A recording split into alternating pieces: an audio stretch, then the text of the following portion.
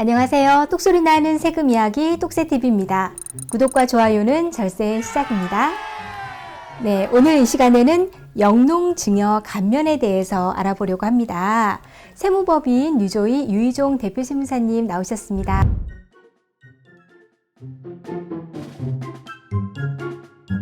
대표님, 지난 시간에 영농 상속의 공제에 대해서 말씀을 해주셨고, 오늘은 영농 증여의 이 부분에 있어서 또 혜택을 부여하는 것으로 알고 있는데, 네. 또 자세한 설명을 부탁드리겠습니다. 네, 저희들이 전 시간에 이제 그 상속에 대해서 말씀을 드렸고요. 이제 증여는 이제 사실 상속보다는 이제 공제가 조금 더 작다고 보시면 되는 거고요. 네. 이제 요거는 이제 취지 자체가 이제 세액에서 바로 빼주는 감면제도예요. 아까는 이제 그 상속 재산에서 바로 빼주는 구조니까 네. 그 두 가지 차이가 좀 있는데, 네. 예, 요거는 이제 상속은 증여보다는 저희가 지금 하는 증여는 조금 요건이 완화됐다고 보시면 돼요. 네. 예, 상속세는 조금 더 어떻게 보면 타이트하다고 보시면 되고요. 네. 그래서 요거는 이제 취지 자체는 비슷합니다. 이제 후계 하시는 농업인이 원활하게 승계를 지원받고자 이제 국가에서는 이제 그 농지 소재지에 거주하면서 농사를 짓고 있는 자격 농민이 또 농지 소재지 근방에 거주하는 자기 이제 영농 자녀에게 이제 농지를 이제 증여를 했다. 증여는 아까 얘기 드렸듯이 살아있는 상태에서 두 분이 생존해 있는 상태에서 쌍무 계약에 의해서 땅을 이제 무상으로 넘겨주는 거니까요. 네. 거기에 대한 발생되는 증여세는 5년간 1억 원을 한도로 100% 감면해 주는 거를 취지라고 생각하시면 됩니다. 네네.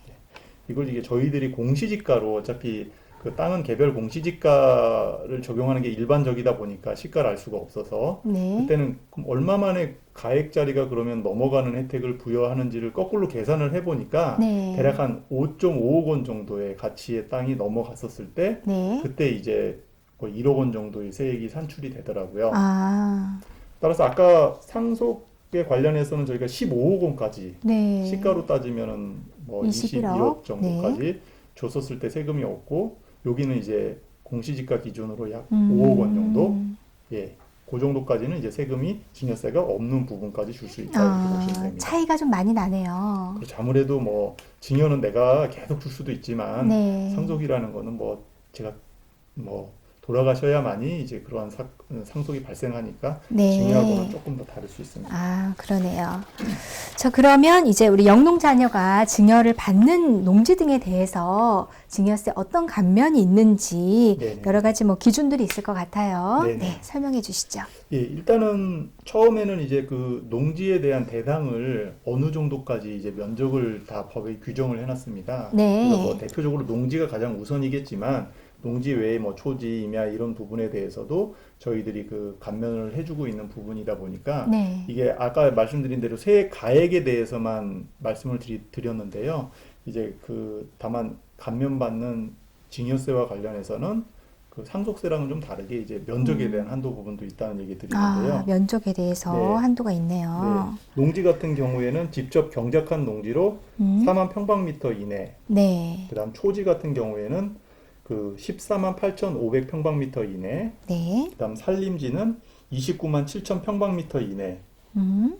그다음 축사용지는 이제 건축법 55조에 따른 이제 건폐율로 나눈 면적 범위 이내의 부분에 대해서 이제 면적의 제한이 있고 또 이제 금액적인 제한도 조금 같이 수반된다는 부분을 있을 수 있고요. 다만 이제 감면이다 보니까 네. 뭐 그 이상을 주셔도 돼요. 어차피 예, 1억까지만 예. 감면이고 남은 거는 네. 이제 저희들이 세금을 내면 되니까요. 증여를 받아도. 네. 다만 이제 조금 다른 건 이제 금액적인 부분도 저희가 같이 고려를 해서 계산을 해야 된다. 이런 부분을 말씀드리는 겁니다. 네. 지금 이제 평방미터로 얘기를 해주시니까 사실 딱 감이 안 와서 네. 우리 흔히 얘기하는 평으로 좀 환산을 하면 대략 어떻게 되는 거죠?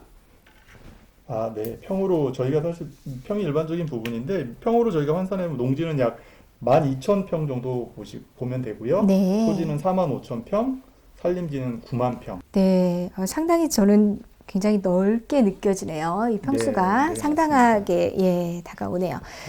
자, 그러면 계속 이어서 또 여러 가지 요건들 또 설명을 해주시죠. 네. 일단 땅에 대한 얘기를 했고요. 그 다음은 이제 그 증여자와 또 그 땅을 받는 수중자들은 또 어떤 요건에 의해서 이게 적용이 되느냐가 중요한데요. 이제 증여자인 이제 아버님 입장에서 네. 아버님은 이제 아까 제촌 자경 얘기를 한 농민이라고 말씀드렸는데 네. 이것도 제촌의 의미가 뭐냐, 자경의 의미가 뭐냐 이게 중요하게 나눠져야 돼요. 네네. 제촌은 아까 얘기 드렸듯이 농지가 소재한 시군구 안의 지역, 시군구 이거나, 안의 지역이거나 네. 또는 두 번째는 연접한 지역이거나 네. 세 번째는 이제 그 해당 농지와 이제 거주지 간의 직선 거리로 300km 이내의 거리일 경우에만 제촌이라는 의미를 부여할 수 있고요. 그렇죠. 셋 중에 한 가지 해당이 되면 제촌 자격이 되는 거죠. 네. 이제 자경은 이제 사실 그 법에서는 이제 저희들이 이제 그 직접 본인 농작업의 2분의 1 이상을 자기 노동력으로 경작 및 재배하는 경우라고 보고 있는데요. 가장 그 기준이 되는 거는 이제 소득금의 기준을 법에서는 또 따로 두고 있어요. 네. 그래서 연간 3,700만 원이 넘으면 자기 노동력을 2분의 1 이상 투입하기가 어려워서 한마디로 업이 농업이 아니다. 네, 이렇게 네. 보기 때문에 그 기본적으로 농사를 당연히 지으셔야 되고 네. 다른 소득으로 이제 3,700만 원이 넘는다. 물론 뭐 음. 부동산 임대업은 해당이 없습니다만은 그런 다른 급여나 사업 소득으로 넘는다고 하신다면 그건 이제 작용을 했다고 보기 어렵고요. 네. 그다음 아까 얘기 드렸듯이 증여자는 아까 상속은 2년 동안 농사를 짓는 걸 요건으로 했는데요. 네. 증여 같은 경우는 3년 이상 증여자인 아버님은 농사를 지으셔야 되고요. 떡새 TV 떡소리 나는 세금 이야기. 네. 자, 이 땅을 받는 수중자인 영농 자녀는 아까 상속할 때 잠깐 언급해 드렸지만 18세 이상인 직계 비속이 그다음에 그 증여세 과세 표준 신고 기한까지 제촌 요건 내가 뭐 집도 그 근방으로 이사 와야죠. 예, 예. 와서 이제 증여받은 농지를 직접 농사를 지으시면 네. 그러면 그거는 이제 별다른 요건은 좀 다른 상속보다는 조금 완화됐다고 보시면 돼요. 아, 내가 뭐 그러네요. 다른 거 뭐 다른 일을 하는데 이제 그 일 안 하고 내가 시골에 와서 아버님 도와서 농사 짓겠다는 것만 확인이 된다면 이제 증여자 요건과 수중자 요건은 갖춰졌다고 보시면 될 것 같아요. 아, 그래요. 네. 자, 수중자의 영농 자녀의 요건 지금 말씀을 해주셨고요. 자, 그러면 도대체 이 증여세 감면 한도가 어떻게 되는지 궁금해요. 네, 아까 처음에 언급해드렸듯이 5년간 1억 원을 초과하는 부분은 감면하지 않으니까요. 네. 5년 동안 어떤 거를 받든지 1억 원까지는 이제 감면을 하는데 아까 말씀드린 대로 공시지가 기준으로 땅을 5억 5천만 원 정도의 땅까지는 네. 우리가 뭐 별다른 세금 없이 이제 증여를 할 수 있는데 이제 그게 네. 뭐 매년 이루어질 수도 있으니까 그거를 이제 한번 할 때마다 적용할 수가 없어서 이제 5년 동안 누적 합산한다고 보시면 됩니다. 예, 그렇군요. 수중인 별로 계산을 하는 거죠. 네네네. 네, 그러면 우리 증여세도 마찬가지로 어떤 사후 관리가 필요할 거라고 보거든요. 네네. 네, 어떻게 관리를 해야 되죠? 네. 상속세나 증여세나 동일한데요. 이제 5년 동안 이걸 파시면 안 돼요. 아, 5년 동안? 네. 중간에라도 이걸 팔게 되면 그거는 이제 그 혜택을 부여한 부분이 이제 계속 농사를 지는 걸 전제로 혜택을 줬는데 이게 팔아버리면 농사를 짓는 게 아니잖아요. 네. 그러니까 혜택을 계속 받기를 원하신다면 네. 적어도 5년 동안은 계속 농사를 지으셔야 된다. 이제 그 말씀을 드리고요. 네. 다만 아까도 이제 얘기 드렸듯이 뭐 갑자기 아까 뭐 영농 받은 분이 사망하시거나 해외 이주하시거나 병역이나 불가피한 질병 네네. 뭐 이런 부득이한 사유, 법이 정한 열거되어 있는 6가지 사유에 해당이 되신다면 네. 그때는 이제 어쩔 수 없이 농사를 지을 수가 없는 상황이기 때문에 그때는 이제 뭐 부득이한 양도를 해도 네. 그 법이 정한 사후 관리는 적용되지 않는다 이런 얘기를 드리고요. 아, 그렇게 보는군요. 네. 그다음에 이제 영농 자녀가 이제 증여받는 부분이 그 굉장히 좀 의미가 있는 부분이 하나가 있는데요. 원래는 이제 모든 그 상속 관련하면서 이제 사전 증여 자산을 합산을 한다고 계속 누차 말씀을 드렸잖아요.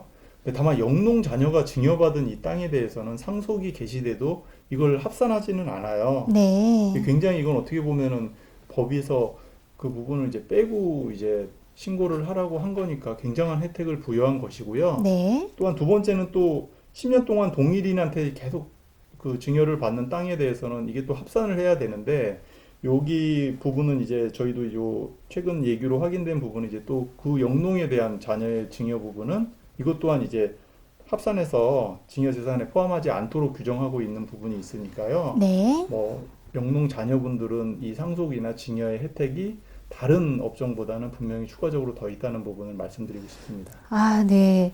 이게 참 쉽지 않은 내용인 것 같아요. 상속세, 증여세, 또 이 말씀하신 게 다가 아닐 거란 말이에요. 그렇죠. 항상 이런 부분들은 또 여러 가지 그 조건들에 따라서 달라질 수 있기 때문에 전문가와 상담을 꼭 좀 그럼요. 하셔야 될 것 미리 같아요. 증여하시기 전에 네. 저희가 이 조항이 적용이 되는지 네. 반드시 상의하시고 의사결정 내리시기를 꼭 추천해 드립니다. 예.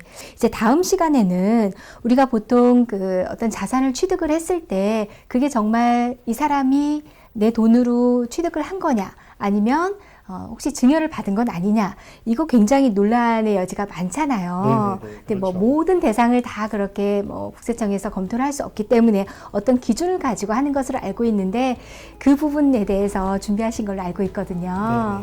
네, 오늘 유익한 말씀 고맙습니다. 감사합니다. 감사합니다.